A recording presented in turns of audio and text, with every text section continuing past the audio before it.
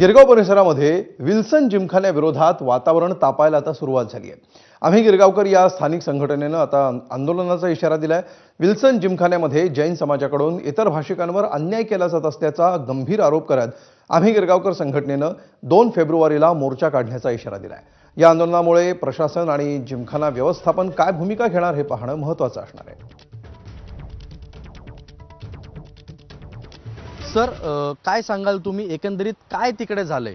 Matter सबज्युडिस असताना हायकोर्टामध्ये चालू असताना शासनानं हा जिमखाना जैन इंटरनॅशनल ऑर्गनायझेशनला दिलेला आहे आणि त्या लोकांनी फोर्सफुली पोलिसांच्या सपोर्टनी आणि बाउन्सरच्या सपोर्टनी दिनांक 7 रोजी तेथे फोर्सफुली ताबा घेतलेला आहे।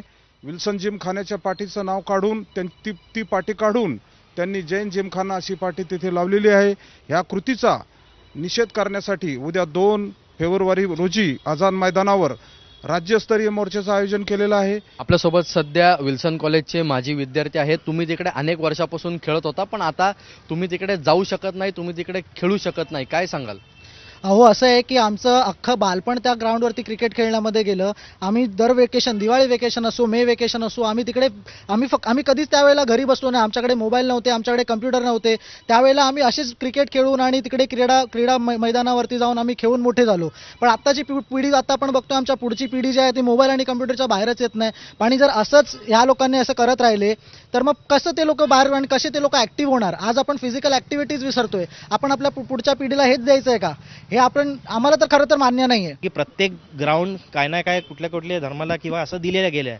आता हा एक शेवटचा होता जे विल्सन कॉलेजनी सर्व परिसराच्या मुलांना, म्हणजे गिरगाव विभाग असो, कालवादेवी असो, या सर्वांना ओपन फ्री फॉर ऑल ठेवलेला। आणि आता काय केलं आहे, आता त्या जैन जिमखानानी तिकडे बॅरिकेड्स लावलेले आहेत, गेट लावलेले आहेत, त्यानंतर बाउन्सर उभे केले आहेत। म्हणजे काय, म्हणजे कोणी आला की त्याला बाहेर ढकला, हाच विषय आहे। हे आम्ही अजिबात स्वीकार करणार नाही। आम्ही हे लढत राहू आणि उद्या आम्ही मोर्चात सहभाग होऊ। कॅमेरामन हेमंत कदमसह ईशान देशमुख, एबीपी माझा, मुंबई। पुढची बातमी ठाण्याहून। ठाणे महावीर जैन ट्रस्टच्या वतीनं उभारण्यात आलेल्या त्रिमंदिराचा प्राणप्रतिष्ठा सोहळा आज पार पडला। मंत्रोच्चार